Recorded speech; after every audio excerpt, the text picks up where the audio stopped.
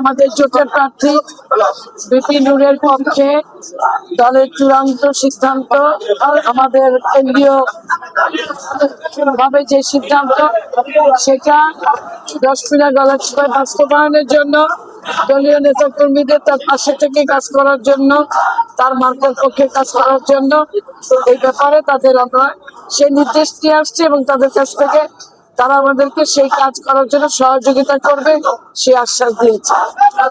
আমার দলের তো এটা নিশ্চয়ই চূড়ান্ত সিদ্ধান্ত দেওয়ার মালিককে দলের সর্বোচ্চ ফোরাম, তারাই সিদ্ধান্ত দিয়েছে। দলের ডিসিপ্লিন ব্রেক করলে দল থেকে বহিষ্কার হবে। নট অনলি হাসান মামুন, এরকম যারা মনোনয়ন সাবমিট করেছে সবাইকেই বহিষ্কার করা হয়েছে। হাসান মামুন দলের কর্মী, এটাকে আমরা অস্বীকার করি না, কিন্তু সে দলের ডিসিশনের বাইরে গিয়েছে যার জন্য তাকে বহিষ্কার করা হয়েছে।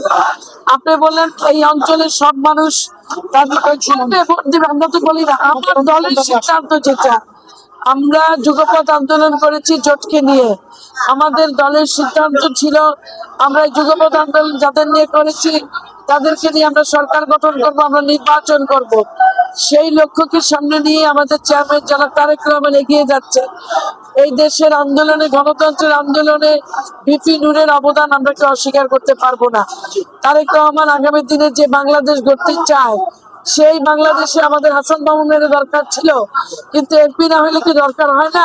আমি তো এমপি হব না, আমিও যে দলে কাজ করছি, আমি তো মনোনয়ন পাই নাই।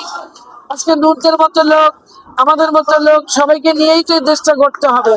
আজকে রিজভী আহমেদ মনোনয়ন পায় নাই, আমাদের সোহেল ভাই মনোনয়ন পায় নাই, আমাদের নীরব ভাইকে বাদ দেওয়া হয়েছে। এটা দলের চূড়ান্ত সিদ্ধান্ত ভাই, দলের সিদ্ধান্ত দল করলে মানতে হবে, এইটার কোনো বিকল্প নাই।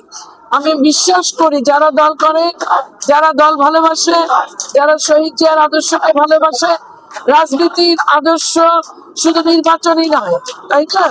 আমরা এই দলটাকে ভালোবাসি। এই যে ছোট ভাইরা আমার, তাদের আবেগ ভালোবাসা, ধানের শীষের কাছে সবকিছু পরাজিত হবে।